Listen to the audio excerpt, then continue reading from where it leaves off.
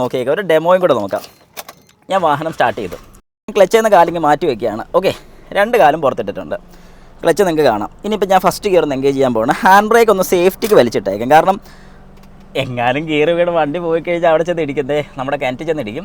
ആരും ദൈവത്തെ ഓർത്ത് ഈ പണി കാണിക്കില്ല. കാരണം എനിക്കിവിടെ എന്താണ് സംഭവിക്കുന്നതെന്ന് വ്യക്തമായിട്ട് അറിയാമെന്നുള്ള. ഹായ്, നമസ്കാരം. ഞാൻ രാകേഷ് എം ജി ടിപ്സിലേക്ക് എല്ലാവർക്കും സ്വാഗതം. എല്ലാവരും സുഖമായിട്ടിരിക്കുന്നു വിശ്വസിക്കുന്നു. ഇന്ന് ഞാൻ പറയാൻ വന്നിരിക്കുന്ന ഒരു കാര്യം എന്ന് പറഞ്ഞാൽ കുറച്ച് പേർക്കെങ്കിലും സംശയമുള്ളൊരു കാര്യമാണ്. അതായത് ഗിയർ മാറ്റുന്ന സമയത്ത്, ഗിയർ ചേഞ്ച് ചെയ്യുന്ന സമയത്ത് നമ്മൾ ക്ലച്ച് അപ്ലൈ ചെയ്യണം, നമുക്ക് വളരെ കൃത്യമായിട്ട് അറിയാം. പക്ഷേ അങ്ങനെയാണെന്നുണ്ടെങ്കിൽ ക്ലച്ച് ചവിട്ടാതെ ഗിയർ മാറിയാൽ കുഴപ്പമുണ്ടോ? എന്തുകൊണ്ടാണെന്ന് ചോദിച്ചാൽ വാഹനം ഓഫായിരിക്കുന്ന കണ്ടീഷനിൽ, അതായത് ഇപ്പം ഞാൻ സ്റ്റാർട്ട് ചെയ്തിട്ട് കഴിഞ്ഞാൽ നമുക്കറിയാം ഒരു കാരണവശാലും ക്ലച്ച് ചവിട്ടാതെ അല്ലെങ്കിൽ ക്ലച്ച് അപ്ലൈ ചെയ്യാതെ നമുക്ക് ഗിയർ ഷിഫ്റ്റ് ചെയ്യാൻ സാധിക്കത്തില്ല. പക്ഷേ വാഹനം ഓഫായിരിക്കുന്ന കണ്ടീഷനിൽ, അതായത് ഇപ്പോൾ ഒരു ഓഫ് കണ്ടീഷനാണ്, നമുക്ക് ക്ലസ്റ്റർ മീറ്റർ കാണുമ്പോൾ മനസ്സിലാവും. ഇങ്ങനെ ഓഫായിരിക്കുന്ന ഒരു കണ്ടീഷനിൽ നമ്മുടെ വാഹനത്തിൻ്റെ ഗിയർ മാറ്റിക്കഴിഞ്ഞാൽ എന്തെങ്കിലും രീതിക്ക് ഗിയർ ബോക്സിന് കംപ്ലയിൻറ്റ് വരുമോ? കാരണം ഞാൻ ക്ലച്ച് അപ്ലൈ ചെയ്യുന്നില്ല. ഞാനിപ്പോൾ ജസ്റ്റ് ഒന്ന് കാണിച്ചു തരാം. വാഹനം ഓഫാണെന്ന് നിങ്ങൾക്ക് മനസ്സിലായി.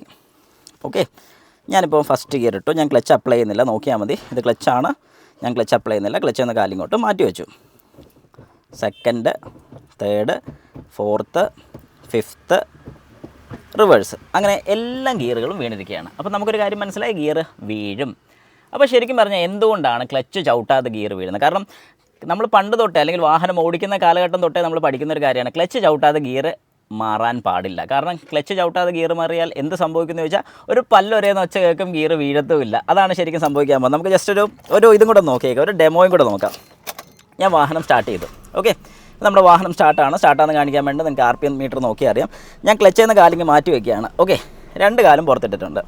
ക്ലച്ച് നിങ്ങൾക്ക് കാണാം. ഇനിയിപ്പോൾ ഞാൻ ഫസ്റ്റ് ഗിയർ ഒന്ന് എൻഗേജ് ചെയ്യാൻ പോകണം. ഹാൻഡ് ബ്രേക്ക് ഒന്ന് സേഫ്റ്റിക്ക് വലിച്ചിട്ടേക്കാം. കാരണം എങ്ങാനും ഗിയർ വീണ് വണ്ടി പോയി കഴിഞ്ഞാൽ അവിടെ ചെന്ന് ഇടിക്കുന്നേ, നമ്മുടെ കിണറ്റിൽ ചെന്ന് ഇടിക്കും. അപ്പോൾ ആ ഒരു സിറ്റുവേഷൻ നമ്മൾ ഉണ്ടാക്കുന്നില്ല. ഇപ്പം ഞാൻ എല്ലാം ബാക്കി കാര്യങ്ങളെല്ലാം സെറ്റാണ്.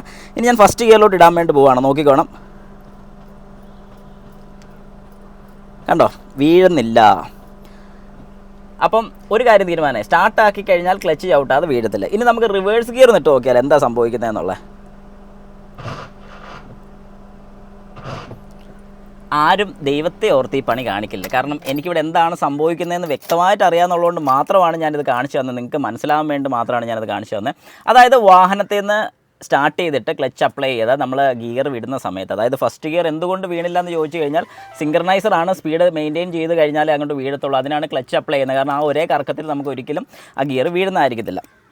ഓക്കെ, ഇനി റിവേഴ്സ് ഗിയർ ഇട്ട സമയത്ത് എന്തുകൊണ്ട് പല്ലവരെന്ന് വെച്ച് കേട്ടോ, റിവേഴ്സ് ഗിയർ ശരിക്കും സ്പ്ലൈൻസ് ആണ് വരുന്നത്, നേരെ ഗിയറിലോട്ട് ചെന്ന് എൻഗേജ് ചെയ്യുകയാണ്.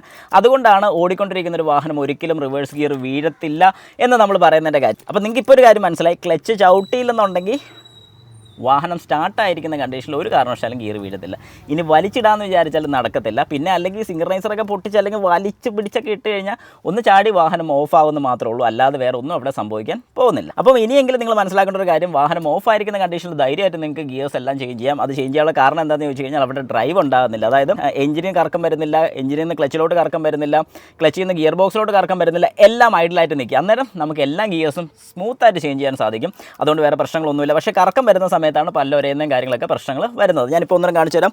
ഇപ്പോൾ റിവേഴ്സ് ഗിയർ ഇട്ട് കഴിഞ്ഞാൽ വളരെ സ്മൂത്തായിട്ട് വീഴും. പക്ഷേ സ്റ്റാർട്ട് ചെയ്ത് കഴിയുമ്പോഴത്തേക്ക് ഈ കറക്കം കൂടെ വരുന്നുള്ളതുകൊണ്ടാണ് റിവേഴ്സ് ഗിയർ പോലും വീഴാതെ വരുന്നതിൻ്റെ കാര്യം.